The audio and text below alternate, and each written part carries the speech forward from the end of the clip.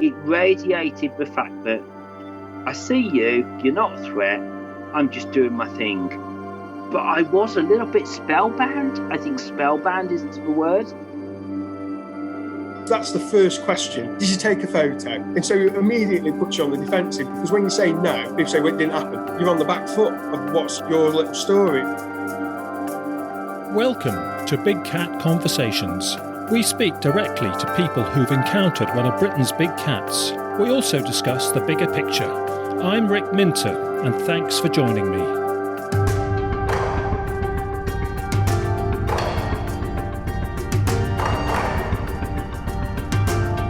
Welcome to episode 79 of Big Cat Conversations. We are coming to you in the second half of July 2022. For this edition, we are at last hearing from witnesses across South and South West Wales, so it's good to be catching up with that part of Britain with its long tradition of big cat reports. And first up amongst the guests is Kayleigh. She is based in the mid-south of the county of Dyfed in South West Wales, and we're about to discuss an encounter she had earlier this year in March. Kayleigh, thanks for coming on. And before this incident, you'd heard about a big cat report, a big cat sighting, I gather, a bit further southwest from you into Pembrokeshire. Is that right? And could you tell us about that? Yeah, that's right. I grew up on a farm. It was quite spoken about that there had been big cat sightings over the years. And I remember growing up and finding extremely large footprints around the lakes that we had on the farm. And there was also my father's best mate at the time had been driving down the lane of the farm and could have sworn that he'd seen a big cat cross the lane in front of him. So these are just all things that we'd heard about growing up. Okay. And you took them seriously, did you? Yeah, definitely. I mean, it never worried me, but I just get the sense sometimes when I was younger and we had almost 200 acres, we'd have woodland on the farm as well. And me and the dog used to go off all the time, you know, from the ages of 8 to about 11 into the woods and explore. And sometimes I just get a feeling that we needed to go now. I could never put my finger on it, but it would just come upon me. And the dog seemed to be the same way as well. So it did influence you a bit? Yeah, definitely. When they were reported, when you heard about them, even if it was indirect, what kind of colours did you hear that they were? Always black. Was it referred to as a panther or a big cat or the beast or any particular general name? Big cat and panther, definitely. My dad's friend had described it as a big cat that was panther-like. And you never thought it would happen to you, but it did in March this year. It was the last thing I was expecting. I was on the way to work and we were quite rural, never in the same place. So I was following the directions from the sat-nav to get out to this place in the morning. And I turned off the main road and headed more through a forest area. And it was quite thickly planted down to my left-hand side. And the dog's on the back seat of the car, as always is, and very alert and watching out for anything that she might see, rabbits, cats. And we'd come around a corner and up ahead of me, about 150 yards, was a massive cat. It made me stop, and I actually stopped the car and was just looking at this thing, and it was looking at the car. And the dog had clocked it too. So with that, it had leapt up into the hedge and disappeared down and into the left-hand side of the forest. You didn't have a dash cam? No dash cam. Okay. How long was the sighting for? Maybe 10, 15 seconds. It was quite fast. Did you instantly regard it as a big cat or did you think it was a dog? How did your mind work as you observed it? Straight away, it shocked me. You know, it took me back to things that I'd been told in previous years. I never disregarded it, but I just never thought that it was going to happen to me. So it was instantaneous that was something that I hadn't seen before, especially not in Wales. You know, it was maybe in a zoo or something, but never in Wales in that natural environment. For a cat to cross the road at that distance, you kind of don't slow down. You slow down, but you react to it, but it doesn't switch you off instantly and put you into a state of shock. Like this was, definitely shocking. What do you think it was doing? Was it crossing the road, walking along it, or warming itself on the warmth of the road, or what? From what I saw, it was crossing the road and then leaped up into the hedge or the bank. And when I'd gotten closer in the car, the cat was the height of the bank and it leapt up it with ease and disappeared rapidly. And when I got to the bank, the edge of the sill of my window actually reached the height of the bank. So whatever it was tall enough that its back would have been at the sill of my Toyota Yaris. Interesting, the dog picked it up. So it's looking out as you're driving all the time, is it? Yeah, it's a large breed dog. If it could have its head out the window the entire time, it would. So. Okay, yeah. And so what precisely did it do and how did it react? That was the thing. If it's a rabbit, a cat, another dog, anything like that, it's usually trying to jump into the front seat to get a closer look or to get a better smell. But this time, I knew she'd seen it because she was locked onto it, but she didn't know what to do. She was almost the same as she's ever been of meeting a larger animal that she's unsure of. So that reinforced it for you, presumably? Yeah, definitely. There's no other time she's reacted in that way, especially not in the car. If it's a rabbit, a squirrel, she's literally, I've got to keep her tied in the back so that she doesn't jump into the front and think that she's going to catch it. Can you give us as close a description, as detailed a description of the cat as you can, starting with sort of colour and scale? Colour is all black. I didn't see a glint of any other colour on it. And it was quite a bright morning. It was at least a metre tall from my calculations of the bank and my car window. Its back was almost level with the bank. A metre tall to the shoulders, do you think? To the shoulder, yes. That is quite tall, actually. And lengthwise and tail length, that sort of thing? Compared to a dog, it was hard to say from the distance, but my dog's a German Shepherd and it was way bigger than a German Shepherd. In length? In length, yeah, definitely in length. From where I'd caught it, it was crossing the road and it was into half of the road. Did you get a view of the tail? I just saw that it had a long tail. That was the only thing that I'd seen as it jumped up into the bank. Just the size of it had kind of shocked me. I didn't really know what to do. And then it jumped up and that was when I noticed the tail then. Any other standout features of it? It had a large head. Just recently, there's been 2 black cats have crossed my path while I've been driving, and neither of them have the size or the magnitude of whatever it was I saw that morning. Would you say it was properly wild and fit and confident and healthy? Yeah, totally. It just moved with ease. There wasn't anything sickly looking about it. It looked confident. The way that it was just striding casually across the road was quite confident. And it looked at me and it didn't seem to be that startled. It just kind of took a glance at me and then carried on along its way. Just looked like it was crossing the road from one block of the forest, crossing the road and going down into the thickest part of the forest. Now, some parts of Wales, especially mid-Wales, mid-South Wales, don't have any deer population, and you're certainly saying this cat was big enough to kill a deer, which is their main diet, if deer are about. Do you know if that area has got deer?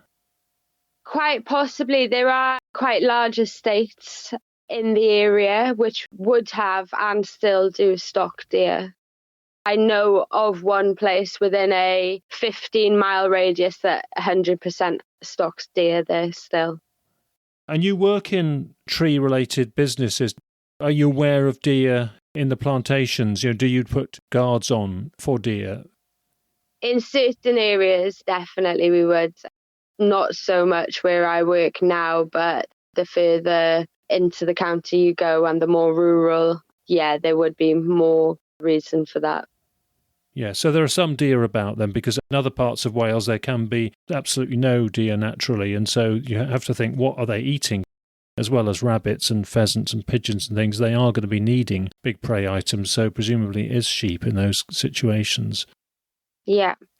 So what did you do afterwards? I mean, well, how did you feel? You said you were shocked. Any other emotions at the time and immediately afterwards? Excited, happy. I kind of went through everything, but it was just a good feeling. I'd actually taken a wrong turn in my excitement. This lane that I couldn't turn around, so I ended up going up and onto the farm, and I had a chat with the lovely lady up there, and I'd mentioned straight away, it was the first thing out of my mouth before I'd even said sorry, I've taken the wrong turn, but I told her about the big cat, and she just reacted totally normal to it, like it wasn't anything of a big deal, and all she said was, I might keep the dogs in for a few days then. So it just felt to me like it was, something that she'd heard about quite a lot before. Okay, we'll come on to that a bit more later, actually. Did you look up what it might have been, what was closest to it in the wildcat species of the world? I'd spoken to someone and they said it sounded like a black leopard, and that's what I've looked up, and I'd say that it was very similar to that. I've looked up a few other things, and that seemed to be more what I felt I saw. Yeah, it seems pretty big from what you're saying. I mean, often they can be more like a Labrador, stretched Labrador. Okay. I think sometimes you can, because people are so sort of bowled over by the sheer mass of them, they can think they're a bit higher than they are. I would say a metre to the shoulders is higher than the norm. Do you think it's possible you could have slightly enlarged it in your mind? Definitely. I mean, my dog changes size all the time to me. She can look tiny, curled up, and then, in different situations, she looks a totally different dog. So it was first thing in the morning. I was half asleep. I was on my way to work, and I may have got the size warped. But it was, like I said, from having two black cats cross my path recently, there's no way that I would have jumped to that assumption if it hadn't have been, massively bigger animal. Whatever height it was precisely, it was still in the league of a German Shepherd. Yes, definitely. Presumably, had you been walking, I mean, you say excited. Do you think you'd have been so excited if you'd just been walking up that lane? I don't think so. I wouldn't have felt as protected. Yeah, I'm quite glad for mine and the dog's sake that we were in the vehicle. But I am quite keen to get back up there and go for a walk to see if I can find anything. Any signs and things? Yeah, definitely. And just to really suss out the area where I saw it and just get everything straight in my head that that's how I saw it. I just haven't had a chance with work to get back up there at the moment. Yeah, okay. And did you tell other people, and did you decide for tactical reasons not to tell some other people? How did that work out? I don't think I've refrained from telling anyone, and I think the majority of people that I've told, a lot of the people that I know are all very much outdoors based. Nobody's been shocked by it, and I've even come up with their own stories or have heard things. So it seems to be commonly accepted but not spoken about, and I think the fact that a lot more people are at home now as opposed to going out, we're not kind of having as many encounters. There's more technology now, and there are definitely people out, but the land isn't used the same anymore, I feel. And a lot of the footpaths in Wales have actually either overgrown or are totally disused or reclaimed by the landowners. Amongst the people who take it as read or are not shocked and surprised, this is work colleagues and local people fairly close to this area, is that right? Those kinds of people? Yeah, that's right. It's family who have lived on the farms for years, and work colleagues, and just general people that I meet around the place, because I was quite excited about it for quite a few weeks. So I was just really keen to hear what other people thought. Is there a general type of reaction in terms of tolerance or intolerance or sympathy or attitude to the cats you picked up, or does it vary depending on whether people feel they're a potential nuisance or they've caused sheep kills, or what sort of things have you picked up? Overall, it's a general tolerance. I mean, we don't hear about that many things here. So I did look up a few stories, and I think north of here there'd been a farm that had had so many sheep killed over so many years, and I could understand then that it's starting to become a bit of a worry, a nuisance to anyone owning stock. But generally, where I'm at, it's been a total tolerance, as there just doesn't seem to be that much fallout from it. And it's actually quite exciting for people, I think, to hear about it. Do you think people keep it quiet tactically because they don't want interference with their land and they don't want interference with the animals themselves? There could be a lot of that. I mean, a lot of the farmers like to keep, their land separate. And I definitely know that from growing up on the farm over the years, that it would have been kept more on the quiet than to kind of shout it from the rooftops. So, yeah, it's definitely something that would draw a lot of unwanted attention to, I think. In the follow-up discussions you had with people, the reports back to you, were they black or did you get any other colours reported? Always had black. Yeah, never tan-coloured, never the mountain lion type or never lynx type? No, I haven't heard that. No, always black in the stories that I've heard. Usually on farms, so on farmlands, or animals had been left in a way that couldn't be described. Okay, in carcasses, you mean? Yeah, maybe the cat hasn't been seen itself, but it's left carcasses that have wounds to it that can't be described by anything else. If there was some kind of policy or programme to try and catch up with these animals and eradicate them, either by trapping them and removing them or dispatching them, what would you feel about that? And what do you think other people would feel about that you've talked to? For me personally, I'd be opposed to that. I just feel they are more private than they are in our lives and interfering, and everything kind of wants to stay away from us. So I believe as long as it's not posing an immediate risk to children or their safety, or, coming too close to civilization, then. But everything that I've ever heard of has been caught a glimpse of out rural in the wild, well away from everything, minding its own business, and usually quite quiet. So yeah, I don't think that there would be any need unless it's begun posing a danger to people. How much has it influenced you in terms of that excitement? To what extent has it influenced you? Yeah, it's hard to say. I'd love to go up there and have a look around. And if I encountered it again, I don't know. Maybe I'd take quite a big stick with me or something. I'm not sure. It never puts me off, It never puts me off to go back and have a look. And also, it would be great for me to have that affirmation that that's exactly what I saw that day. I feel quite lucky that I've seen what I've seen, and yeah, I think it would be amazing to see the same thing again. What do you think your dog would make of it if it was out with you walking and saw it and it wasn't on the lead? Do you think it would stay with you and be submissive and cower and be concerned, or do you think it would chase and follow up? Because different dogs react differently.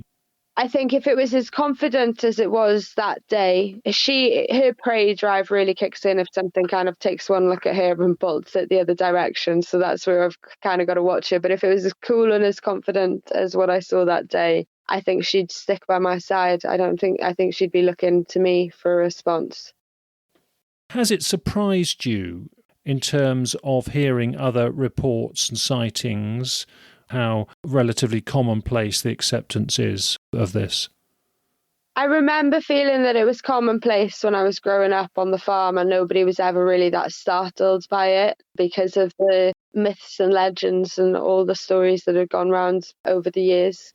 I didn't speak about it for a long, long time, and it's not something that, as we moved away from the farm and all kind of went our separate ways, it's not something that's ever been brought up again. But I wasn't shocked either to see that it's kind of still it just feels a part of our history and a part of almost like the folklore of this area. So it doesn't really seem shocking, and I don't think it has been shocking to anybody that I've spoken to. I had to visit the area you're talking about once in a while, probably several times over 3-4 years, and I got to hear about sightings, from meeting the people I was meeting about a completely different other subject, and going into the pubs and everything. I totally agree with what you'd say, because I associated big cat sightings with that area. It just seemed part of the brand, part of the image, if you like, albeit fairly low key. Isn't it funny how it becomes a sort of modern bit of folklore? It's just passed down through generations. If it's not spoken about that commonly within conversations anymore, but it has been just spoken about, and you have just heard these stories over the years, so you just become accustomed to it. It doesn't seem shocking, but to see it, to tie that with that story that you've heard your whole life, is something else that's quite special. Very good. Well, thank you so much for getting us going for South Wales. Anything finally you'd like to say that we haven't covered before we sign off, Kayleigh? We've had some really strange sightings of things around here, and I think there's like raccoon dogs recently.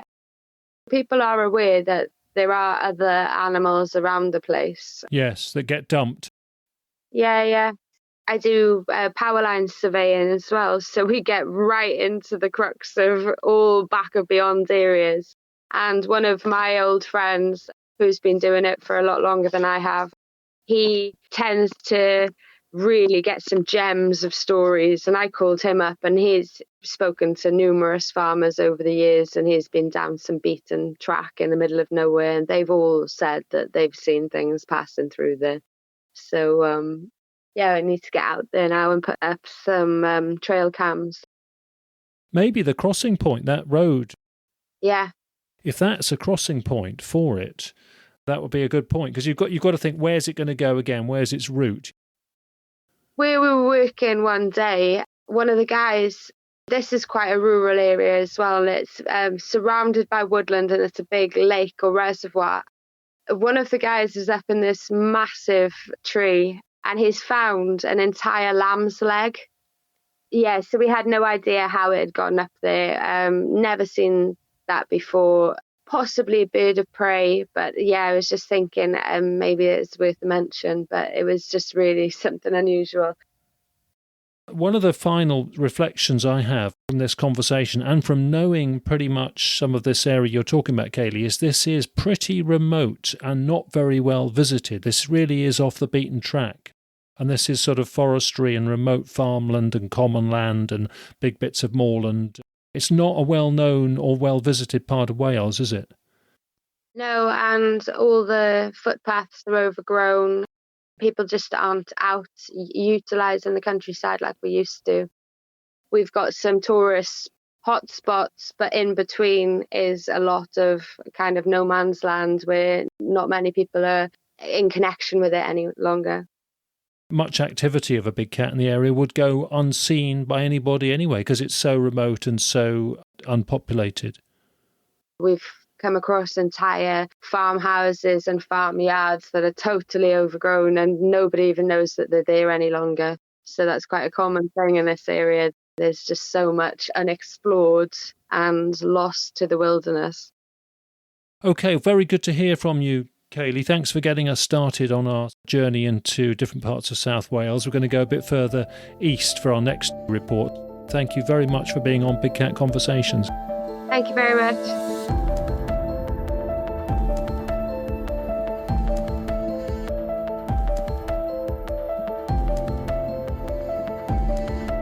Next up on the show is Adam, and Adam is based in pretty much mid-South Wales, in the valleys, in the Rhonda area. We're going to be hearing about an incident in Adam's local area, and it was this year, end of January, beginning of February. So Adam, welcome to the show. Evening, how are you, Rick? Okay? Yeah, thank you for coming on at short notice, Adam. It's so good to be catching up with some South Wales reports. And the usual question we ask people first off is, was this a complete surprise to you in terms of your awareness of big cats? Had you ever sort of read anything about big cat sightings or heard anything locally, heard any gossip, and did you have a view on it before this incident? Yeah, so I have heard of a few incidents, but I've never looked into it myself, and unless you see it with your own eyes, well, you never know if, do you know what I mean? You just never know. So Would you have said you were a sceptic or open-minded before this happened, or a believer based on what you'd heard? I would say I was a little bit skeptic, but a believer as well. I've got a few mates who do a bit of rabbiting, who've said a few different things, seen a few different things, but again, unless I seen it with my own eyes, it's just one of them things you just never know. I go fishing a lot. I've been around. I do a few different types of things, and you do hear a few odd stories over different places. But again, until you see it with your own eyes, it's hard to believe they're around. Yeah, well, please take us through what happened. Obviously, we'll ask lots of follow-up questions, but what was the gist of the incident?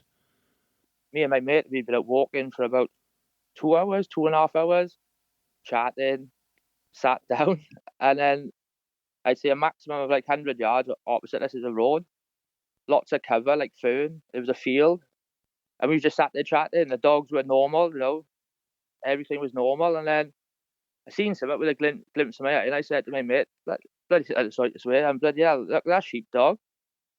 And he was like coming down the road on his own. It was just an odd place to see a dog on his own at first. That's what I thought. But it was like crouched down and like sniping, if you know what I mean.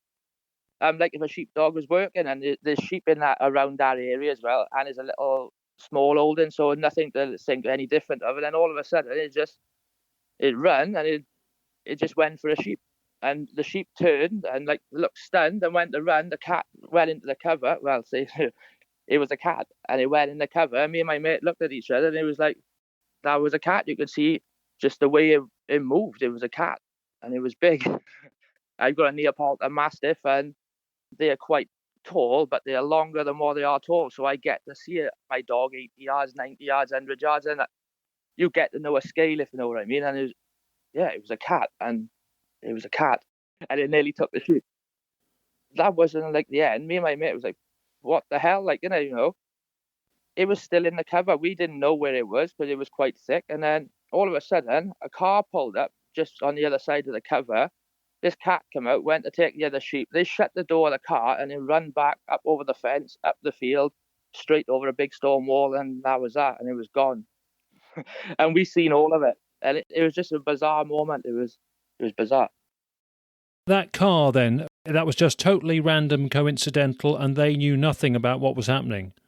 They wouldn't have had a clue what was going on about 20 yards max to the side of them. That was the mad thing, do you know what I mean?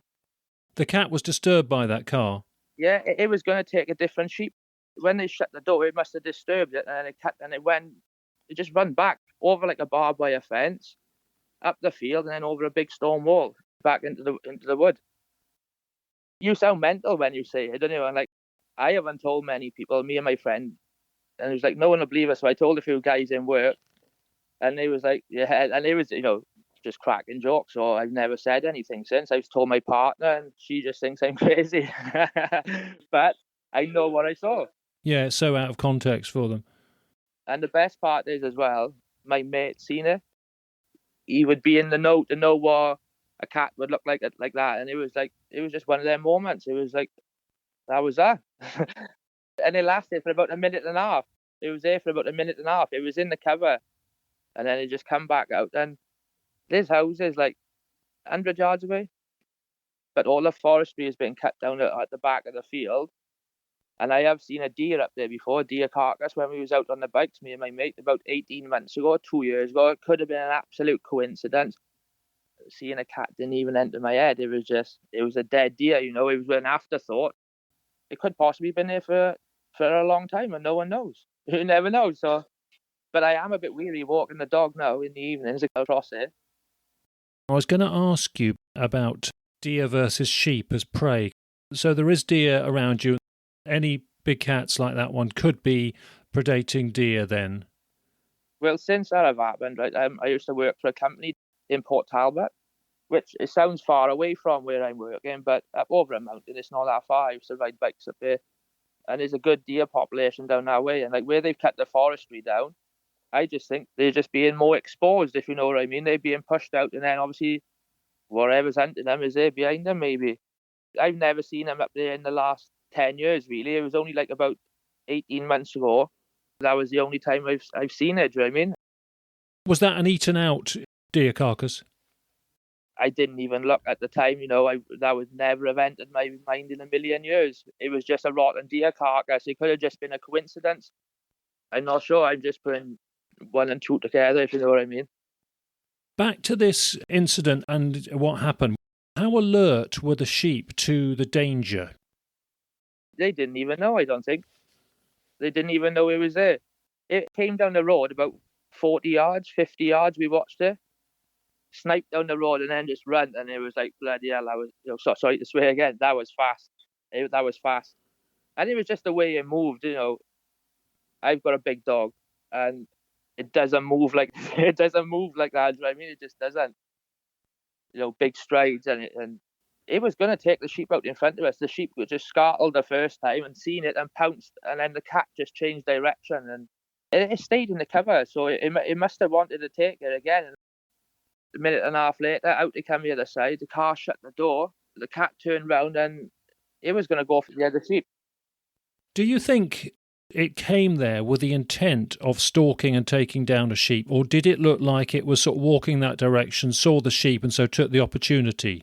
How calculated do you think its action was?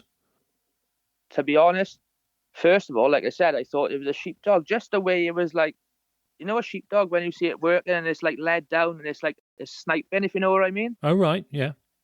And that was how we first seen it. And then, like I said, it just ran and it pounced for about 40 yards.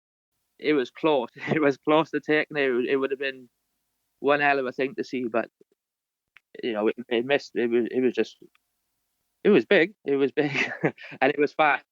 The length of the rush, you know, when it decided to actually get up and go for the spring at the prey, that was about 40 yards, was it? Yeah, 40 yards, maybe 50. And the thing is, right, the sheep wouldn't have seen it coming because it was running down the side of a road which has got a fern bank on it. Where it cuts in and comes up over, there's like a big open piece of grass, and I sound mental. That cat. No, you don't. That cat could have seen it from 100, 200 yards up above and thought the best route down is down, do you know what I mean? I never seen it coming down that way. I just seen it on the side of the road, which I mistaken as a sheepdog at first. But when it got up and ran, it was clear what it was. I'm 100% sure what I saw. And my mate is as well. But when you tell people, they just don't believe it. So it had good vantage from the gradient it was going down. It could see the prey, but the prey couldn't see it, and it presumably knew that. It's on the side of a mountain. The forest is a big forest up above with a field. You know, I'm not saying it come out of there. I'm just assuming that's where it would have come from, down the field. And at first, it won't probably seen them come down to the road and then cut back in to catch it where it couldn't have been seen coming, if you know what I mean. That's just assuming, but what I seen it do was it was like crawling down the road a little bit. You just wouldn't think to see it on a road. That's it again, you know. And I had the perfect view, me and my mate. We was like 100 yards, and it was like a valley where we were stood. We was on the one side of the valley, and I know a valley sounds far away, but they're tight at the bottom, and if you know what I mean. And I'm talking like 80 to 100 yards, and like I said, I've got a mastiff. I see him running, you know, 80, 90, 100 yards with my other dogs. I got a good scale on the size of what it was, and it was just bizarre. It was bizarre. It was lovely to see. Yeah, in terms of the sheep, the other ones around, did they react? There was no other sheep in that field. There's just a couple of horses in there and a couple of rabbits. You see the odd wild rabbit in the field. That's all that's in there. I've never seen sheep in that field. These were just two random sheep down the road, and they was just there on the side of the road, and it was... They'd wandered off from a flock somewhere. That's not unusual where I live. I see sheep out all the time. That's just normal in Wales, in the valley, if you know what I mean. Just vast areas where they can go, yeah. Now, you had dogs with you. You told me before we came on air. Did they react? Did they see this or sense this? Or no, they didn't even have a clue what we was looking at, to be honest, because like we were sat on the bench and the dogs were just being dogs, just smelling round. You know, it was too far away for them to even see it, to be honest. Can we get to a description of the animal? scale in proportion to a dog, any of that sort of stuff? It was jet black. That's all I could see from that distance. It was jet black, roundish head. I've got a mastiff, and he's got a long tail which curls up. It was longer than that, the tail was. It was 100 yards away, but you could just see what it was, the shape of it. I'm going to say about the size of an Alsatian, maybe a big Labrador, but longer. I've got a Neapolitan Mastiff, sorry to go back to it again, but he's a lot longer than what he is tall, but he's a big dog, and it wouldn't have surprised me if it had been around that size, not maybe as chunky or whatever, but maybe a bit longer in length. Did you go on the web or on reference books or anything, or on Google Images to sort of check it against classified, known species? You haven't checked it against black leopards, have you? Is the proper term, I would say, is melanistic, if that's what I've been looking at. Yeah, and I would say that's what it was at 100%. A melanistic leopard, you think? Yeah, 100%. Just the way it moved, and just the way it moved. I'm not a big cat expert, and I think I'm far from it. I've just watched TV programs and been to a few zoos, and I know what I saw. My mate would stand here and tell you exactly the same. He knows what he saw. Now, did you think at all in the moment, to get your phones out? I took 2 photos. I don't look after my phones, and the camera isn't the best on them. And I took a photo, and you just couldn't see what it was. It just looked like a blur. And I said to my mate, I said, have a look, what do you think? And he was like, that's how much time we had to see it on the road, if you know what I mean. It was there for a good 30 seconds before it went, It didn't look like nothing on the phone, to be honest. So, and I said to him, do you want them? He said no. And I said, I'll delete them. I said, no one can see them. And we deleted them off. Because it was too far away? It was too far away, yeah. But 100 yards, it isn't far away for a human eye neither, if you know what I mean. If you showed someone and you see it on social media, people say, oh, that's not that. I'd rather just be happy with what I saw, and I know what I saw, and if no one believes it, well, no one believes it. It wasn't going to influence anybody, a blob? No, my mate was exactly the same. And we're into our wildlife, we're always out walking the dogs and see different things, but that's one thing you just don't expect to see.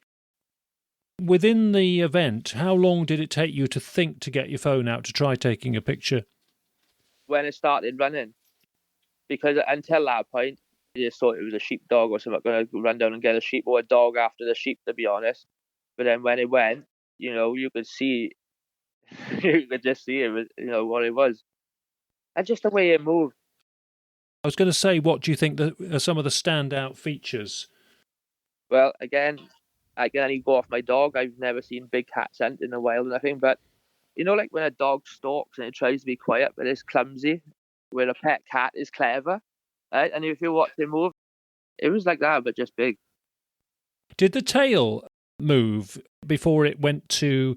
Yeah, when it gets up, sorry to interrupt, it's I had to get excited because obviously you can't speak to no one about it, and all of a sudden I can tell you everything I saw, if you know what I mean. Yeah. When it got up, it was you just knew what it was going to do, if you know what I mean. Again, I got animals, and you can read what they're going to do, can't you? And it was just a position, and it just went. It was purposeful as well, the way it knew what it was doing. I don't want to put words in your mouth, but did the tail start flickering and wavering before it did the main rush? Well, when it was on the floor, obviously I couldn't even see the tail at that point, to be honest. It was just the way it was led. I just thought, and because it was low down, sniping, again, like a sheepdog, that's how I can only refer it back to for a reference. When I've seen them work, it was like that, and then it went, it gets to it. I sound mental. It gets to a position where it's ready to do something, and then it just runs, and then that's when you could see it then, and just the way it moved, and the way it went up the grass, because we had a better angle when it was going on the grass, and because it was bright green behind, the black stands out a little bit, if you know what I mean. Other people have said that, yeah. You could just see what it was. My dog's tail is about 2 foot, right? And it was longer than that. And you could see the tail from that distance. You can work it out from that distance. 100%. Adam, what time of day was it, incidentally? It was in the evening. It was about around 5:30, 5 o'clock. It was pretty much getting dark. You got to remember, it's winter times then, so it might even have been about 4:30, 5. Dusk, anyway. Yeah. It's like I've walked up there, I don't know, every single day, up and down for years and years and years and years. And then one day, I've been asking my mate to come over walking for ages, and he always got an excuse. He's one of them mates here. But if we go and pick him up, he'll walk anywhere else. And this day, it was just luck of the draw. He come over, and we both seen it. One of them best mates experiences. One of our standard questions is, and I think you sort of answered it, but did it seem properly wild, fit and healthy, and not a sort of recent released one or recent escaped one? And how fit and naturalised, I suppose, did it appear? Well, I've never seen another one hunt in my life, right? So, but what I did saw, and I have seen animals run, and I've seen dogs chase rabbits and stuff, and just the way that it was fit, it was healthy. He knew what he was doing, and he was going to take a big prey. A sheep is quite a big animal, In terms of the first one, it not making the first one, in what way did it not accomplish it? Again, I'm just assuming, right? But the sheep turned, when it got close, and I mean close, like 15. If I was far away, 15 to 20 yards, I would say, the sheep turned and looked at it, and it just went to run. If you know what I mean? And the cat just changed direction. I don't know why. I don't know, but it went in the cover, and then, like I said, we were sat there having a chat, and you can imagine our conversation. It's like, what the hell? And he was like, that was a cat. And I didn't say that first. That was my mate. And he was like, that was a cat, wasn't it? And I was like, I don't know what else it could have been, to be honest. But yeah, it had to have been. It aborted the rush at the sheep because the sheep surprised it in the way it ran off, do you think? Yeah. Well, it must have been a lucky sheep. That's what I'm going to say. It just turned at the right time. And I don't know why it changed direction. There was nothing near it. No cars or near at the time. Until about a minute and a half later, then that other car came. But at that time, then the cat had gone through the cover and come out the other side, because the other sheep didn't really see it, if you know what I mean, because there was only two there. And then as it went to go for the next one, a car pulled up and slammed the door, and it just changed direction. It was more probably 10, 15, 20 yards away from the second sheep when it came to the cover. We had the perfect view. It couldn't have been any more perfect, if you know what I mean. It's one in a million, isn't it? I have heard of stories. I've heard of a few where possibly I might believe, and a few which I wouldn't believe, if you know what I mean. I don't know why, but that's just how, I know certain people who've got farms and stuff, and you hear things over the years, but it's hearsay. It was never nothing I've looked into. And I do a lot of fishing. I go a lot of places, see a lot of things, but never in a million years did I ever think, one would be in front of my eyes anyway in the UK. But it's nice to see. Emotionally, how do you feel about it, Adam? It sounds like you're feeling pretty positive. Well, yeah, I wouldn't have no reason. Something could happen. It could possibly take someone or do something. But I think if you left them alone, and I don't think it would be a lot of trouble. I don't think they want anything to do with us. It's just we're cutting forest down. And I think we're exposing them a little bit, or they're just appearing from somewhere or something, They're getting disturbed and dispersed a bit.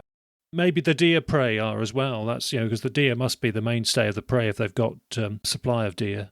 Yeah, 100%. And since that scenario, I have watched a lot of your stuff and a lot of other stuff, just to see what people have said. It just makes it even more solid proof, that other people do see stuff, and there's no reason how they couldn't live in Wales or anywhere in the UK, really. In terms of, you were saying that most people you've spoken to have scoffed at you. Do you think because people often meet that reaction, people who have got credible sightings and encounters tend to keep it to themselves, especially farmers and landowners and foresters and people who are out in the countryside a lot who may have seen one? What do you reckon on how guarded people are? Well, some people in the UK have never seen a badger. Some people have never seen a fox, I like that kind of thing, a deer, or I just like that. I just think it's nice to see in the wild that when you're out walking. And again, I know people who got farms, and I grew up around farms. You just see things in the valleys. Do you know what I mean? Some people have never seen them, So if they've never seen a badger, the chances of them seeing a cat, you just wouldn't know it was there. I don't think, would you? Amongst good witnesses, do you think some witnesses keep it quiet anyway, and that's why you don't hear much? I would say so, yeah, because obviously you can imagine, oh, my mates are rowdy, lovely boys, all rowdy, but you can imagine 15, 20 of us, if I come up with that story, they'd be taking a mick for a long time, wouldn't they? But again, my other mate Gavin was there, so... Amongst your friends and colleagues and mates and everything, doesn't the fact that the two of you have got consistent reports of it, doesn't that influence people? The fact that two of you have got consistent stories must count for something, doesn't it, amongst a lot of your mates? 100%. I just think it's a man thing, not being sexist, but even with women, unless you see something with your own eyes, that's what I just think. Unless you see it with your own eyes, and the same with people, unless someone's done something to believe, I don't believe anything what I see unless what I've seen is what I've seen. I think that goes with a lot of people. They're bound to have a little bit of doubt. Some people are dead against it, but some people, if they was honest, would say possibly, possibly. Are they also influenced by your conviction? The fact that you're sticking to your guns, they can sense you're emotionally charged by it. That must count for something, I would have thought as well. My friends think I'm mental anyway. I'm just a go-lucky, happy person, and it's just one of them things for me. If they believe me, they do. If they don't, they don't. But then, like I said, a couple of my friends, they go rabbiting, and one of my friends one night was lamping for rabbit on a local farm, and him and his father, and they let their dog go, and they come back over the field, and it never done that before, do you know what I mean? And they reckon it couldn't have been nothing else. Just went, and then it was a bit of commotion, and they couldn't see anything, and they come back running, and it had a couple of marks on it and stuff. At the time, there was only rabbits in that field, that they were aware of. That they was aware of. You do hear of stories around the valleys, and I know another guy who was a taxi driver who's seen one. So he said, again, a genuine person who you would believe if he told you, do you know what I mean?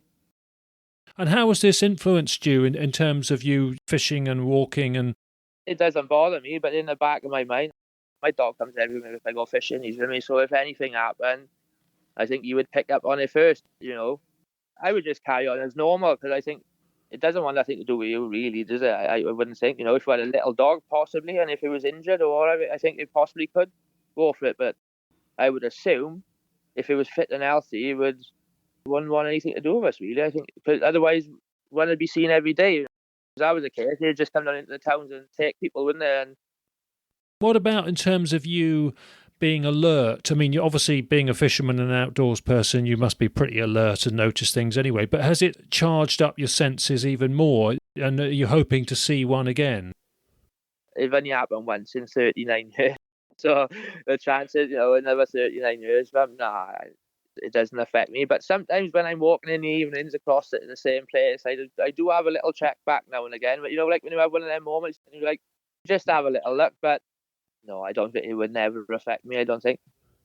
That was nice what I seen, but if it happens, it happens. But I would, I'm not out looking for them or nothing.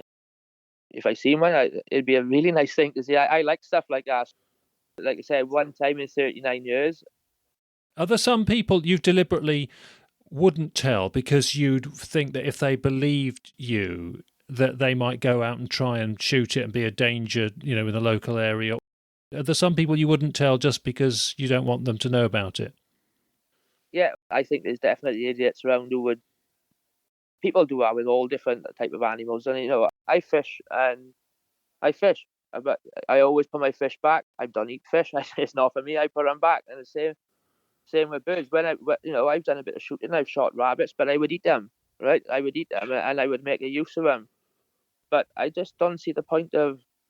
There's not many of them about, so why would you want to shoot? Yeah, it's just not for me. Some people are like that, aren't they? But, well, everybody who I bother with, I don't think they would ever do. I think most people who I go out walking with, and my friends who I bother with, just part of an ecosystem, isn't it? And I think a lot of people would say, if they could see one for as far away as what I did, and 100 yards and had a perfect, why wouldn't they want to see that? That's what I would think. Just imagine there was 1,000 of them in Wales, I think you would have trouble, if in a small area. But, if there was 10, 15 or 20, even if there was various different breeds of cats, in small numbers like that, I think it could work. They tend to regulate and disperse well anyway. It's not like herbivores like deer or boar in, the way their populations can rocket sometimes. do I believe there's a few out there?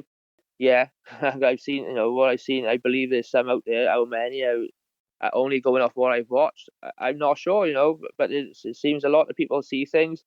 Some of it, again, some I see on social media. I don't believe people, but I just think I have no evidence to show anyone. Only me and my mate was there. Like I said, we took a rubbish photo. You couldn't see nothing. It wasn't credible enough. But I'm just happy with what I seen. So you're not going on social media. You've just kept your head down. Well, I put on social media. I joined a big cat group that night. I think it was, or the next day, just to see, because I thought I was going mad. It was one of them things that I know what I seen, but then was I seeing things? But am I 100% sure? And it was like it was. I have no doubt. It was just I just put doubt in my mind that me and my mate did. But as we was walking on, we was quite buzzing that we seen now. We didn't stop talking about it, and it was like, yeah, no one's gonna believe us. And we said that. And like I said, I went to work the next day, told a couple of guys. What kind of reaction did you find on social media, on Facebook? Well, some girl messaged me from part of the Brecon Beacons. I can't think of the area anyway. She was telling me a few of her stories, and I told her what happened. And then I think it was Matthew then messaged me actually, and we was having a chat. And then he told me about a story that would happen down in Avon, about 15, 20 miles or 30 miles even, where the crows flies over the mountain. I think it was a fireman, and he's seen some. And did you find that helpful? Yeah, they seem genuine and their stories seem right, and what they explained to me and what I explained, it was similar as in what they seen. So you've heard stories from Newport in the papers, yeah? Yeah, in a place called Cumgarn Scenic Drive. Some woman said her dog got attacked by one, and it was in South Wales Argus again, as it was a newspaper, and it could be. The cats do get sighted, so it wasn't like if I'd never heard of anything before. If you knew that somebody was trying to shoot it and do away with it, what would you feel about that? No, that's not for me, Aaron, to be honest. I just think the only time there would be issues, just to say there is like a healthy amount of cats around.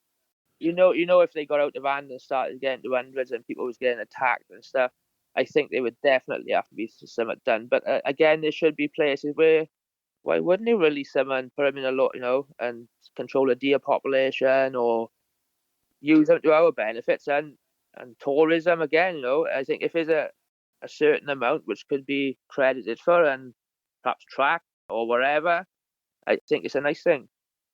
It's interesting that there have been sightings for decades in South Wales, yet it hasn't got really much of a brand and an image and a reputation for big, nationally. It's like a lot of people know it, but they just keep it quiet and they don't want it to be known more widely. Do you think there's a bit of that amongst some people as well? Yeah, 100%. I think people who have had experiences in South Wales, there's a lot of areas where people walk, and a lot of people walk in areas and nothing have ever happened. Perhaps, let's just say out of 100 people, 2 or 3 people might have seen something. Would they say anything? I doubt they would. They more probably walk there a million times through their lifetime, lots of local people, and if nothing's happened, just let it be, I think. Yeah, I think there's a lot of that happens elsewhere as well. Yeah.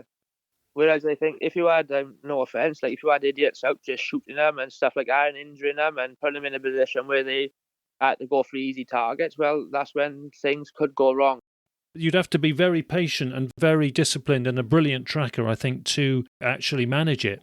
That's what the advantage these cats have. They're so stealthy. I could have walked past one 100 times in my lifetime up there, and it could have been 10 yards from me or 100 yards or... Although, as you say, your dog might sense one.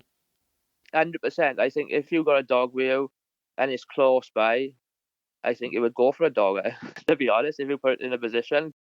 Or it would bolt, wouldn't they? I think it depends on the situation. And if our dogs were vulnerable at night, I think, which of course they're not really by and large. Yeah, you see the odd person walking in the night with an head torch on, but have anyone been killed by a cat in the UK? No, there has been people who say they've been attacked by them, and possibly, yeah, they could have. And some people have got marks from them. I just think that's just the wrong place at the right time. You stumbled up on it or whatever. I don't think it's like personally hunting you unless it was a kid, maybe, possibly. I'm not sure. I wouldn't like to say, but I would assume he would, if he was making noise, they would stay away from you, just like a fox or a badger or a deer. If you make a noise, they would scarper, I think. Yeah, well, it's been brilliant hearing this, Adam. It was a great encounter. We don't often hear of them seen pursuing their prey. As you say, very lucky vantage you had.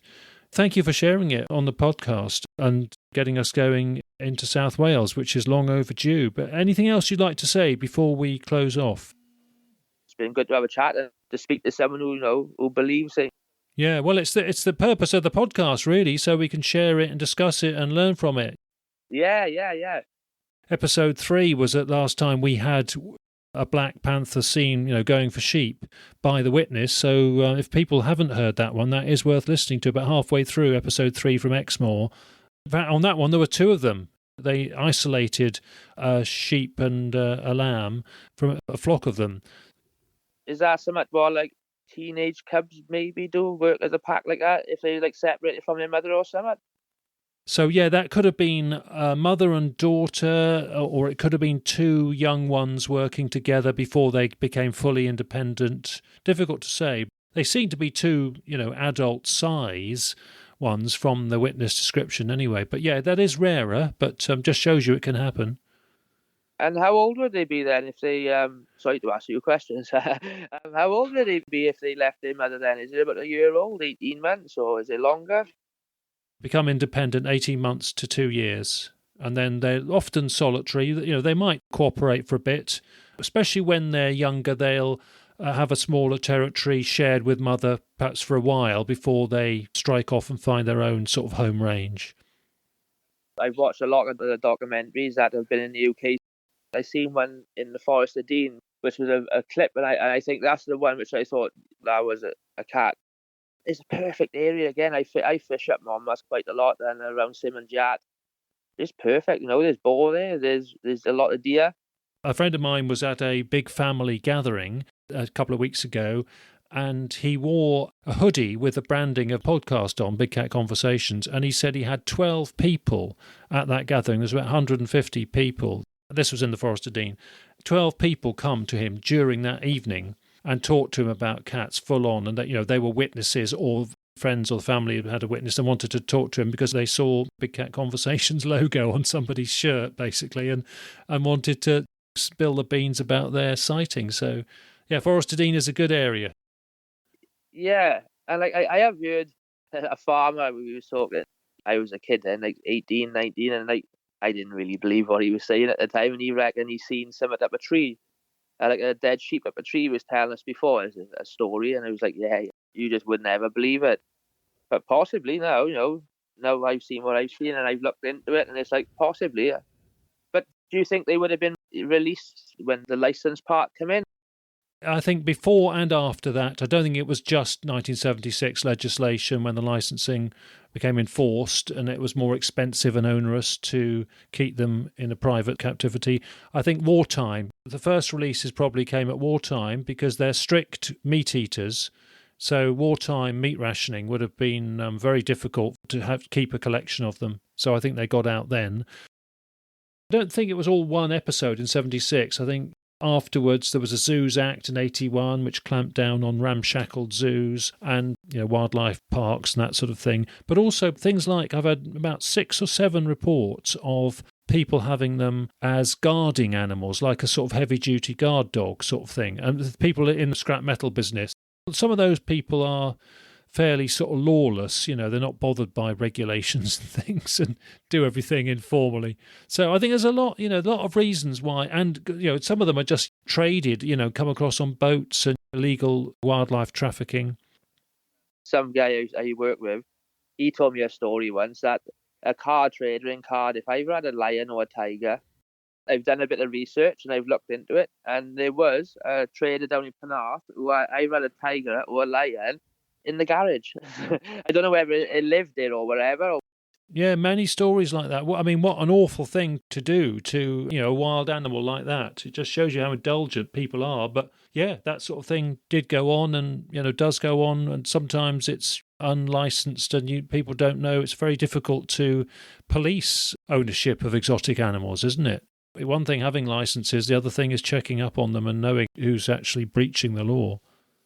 Yeah, so I've got snakes. Me and my friend, we've got a couple of snakes between us, and if I had something like that, for me, I'd want to give it the best I could give it, the most amount of space. We look after them. I think have a cat it's like when you learn how to look after a cat, which grows into a big cat. Where do you learn how to look after it and what it needs and the amount of space it would have? And it's like, if people have got them, I think it's definitely like a status thing, But like even in a zoo, if you see them in a zoo, it's not enough space, really, is it? Like Longleat and stuff, I've seen lions there, and I think they got a decent life. They're well looked after, but like some zoos, I just think it's too small, and it's like I should imagine they roam miles and miles and miles, and they're just stuck in four walls, if you know what I mean, without being stimulated.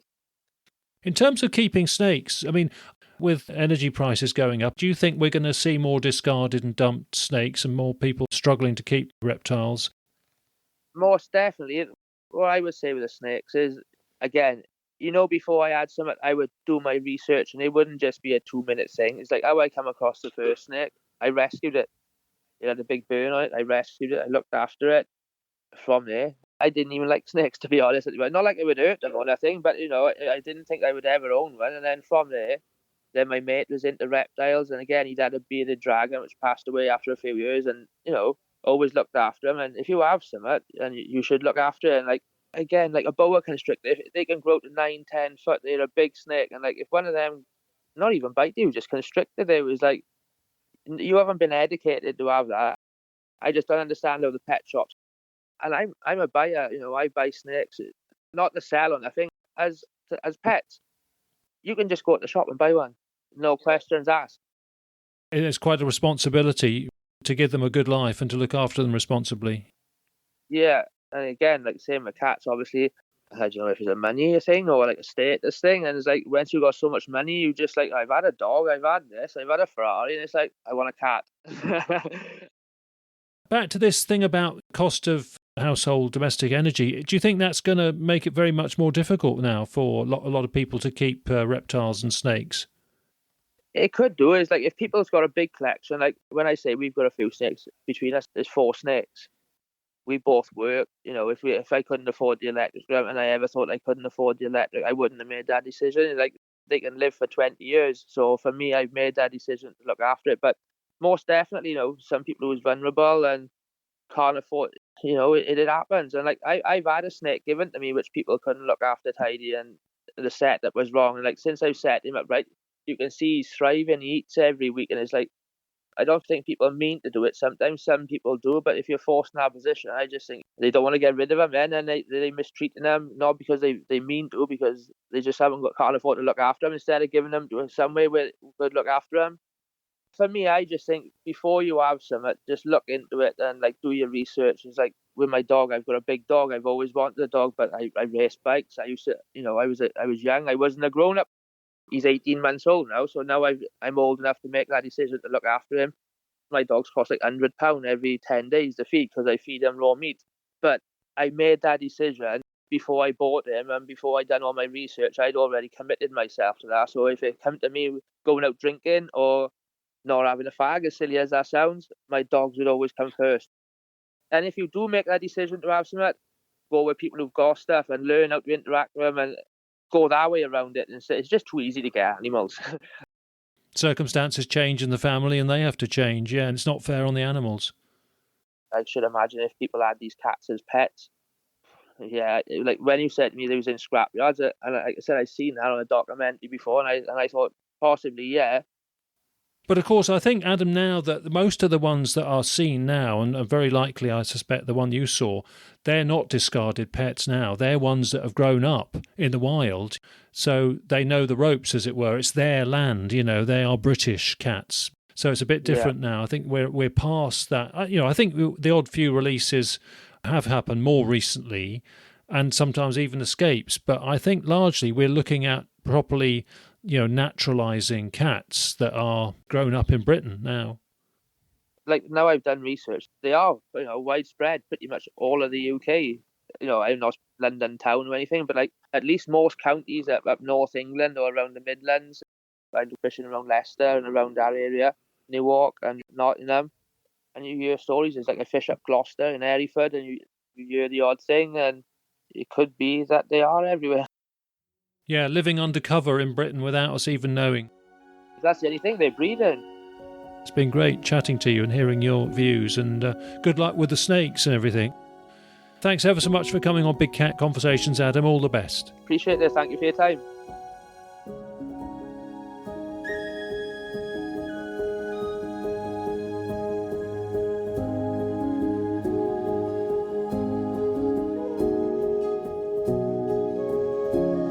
Just to clarify a point from our discussion with Adam there, for those of you wondering what his snakes are, well, they are ball pythons, or if you prefer, royal pythons. And we have interviewed another guest from South Wales, but we've run out of time for this episode, so we will schedule that one as soon as we can over the next 2 or 3 editions. For our next episode, we have a guest lined up from Kent in southeast England. He's had 2 different sightings of 2 different large cats in parts of North Kent. He also has family in Alberta in Canada, and during his visits there he has seen a mountain lion, so we'll get to hear about that incident as well.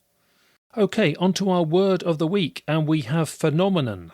It's a word with mixed uses and mixed understandings, and yet it does get used as a label for strange topics, including for our very own big cats, as you'll hear in a moment. Phenomenon means something special and distinct, or an observable event.